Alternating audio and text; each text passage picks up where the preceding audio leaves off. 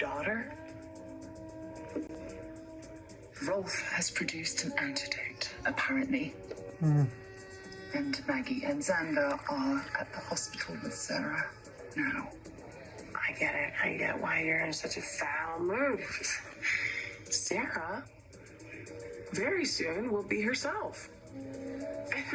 The brilliant, amazing doctor, she and Xander will undoubtedly get back together.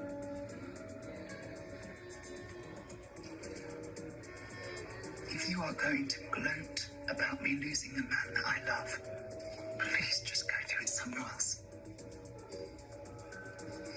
No, I'm not gloating. Sympathizing. See, you are about to lose the man that you love. I already have.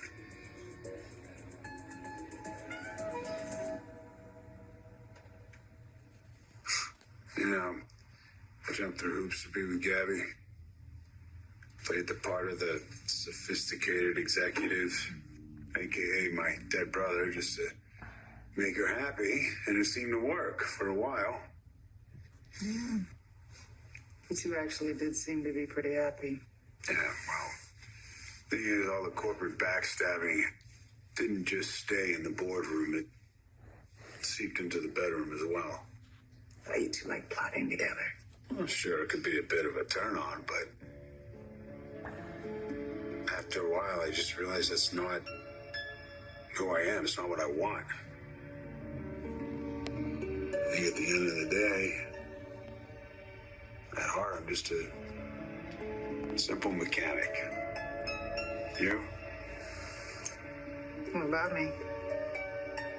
Well, it's just my opinion, but it doesn't seem that you were cut out to be some domestic goddess serving ziti to the commish. You're more badass than that, right? All right. Okay, all right. So, what am I meant to be, huh? I'm my boss. Well, you like being in control, Ava. Gave up power for a fairy tale that went to hell. So if you ask me, you and I never should have tried to be people we're not.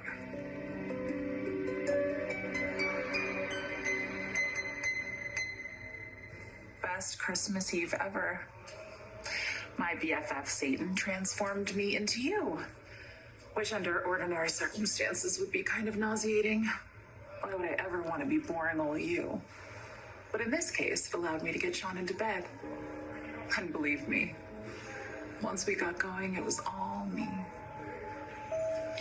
I remember that night too, very clearly, and I got there before you two had sex. No, you didn't. You got there before round 2. Yes, you can call it a intermission. But before you walked in, Sean Douglas and I jingled all the way. No, that's impossible. Sean would have told me that. I have to admit, I was a little surprised he didn't say anything at the time, seeing as how he's usually all about the truth. So I just kept my mouth shut. I figured he wanted it to be our little secret. The secret's out now.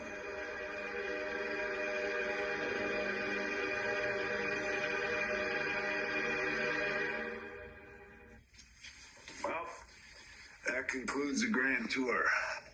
Sorry, my kitchen's not as spacious as Race, but I make up for it in other areas. All right. Well, like you said, maybe I need to reinvent myself. Ditch the apron. Nah, slow down, Turbo. I didn't say stop cooking altogether. All right, I do appreciate a nice home-cooked meal every once in a while. All right, you're on. Oh, it's one way I can contribute, I suppose. Yeah, great. Well, I'll let you get settled in.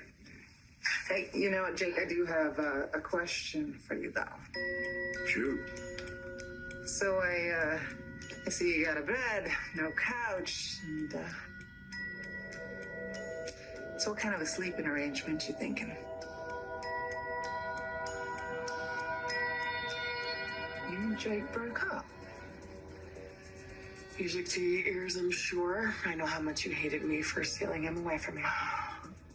Well, I won't lie, I did have some rather vivid daydreams about setting your hair on fire and then pushing you off a cliff and wrapping your body. No, I get it. I get the picture.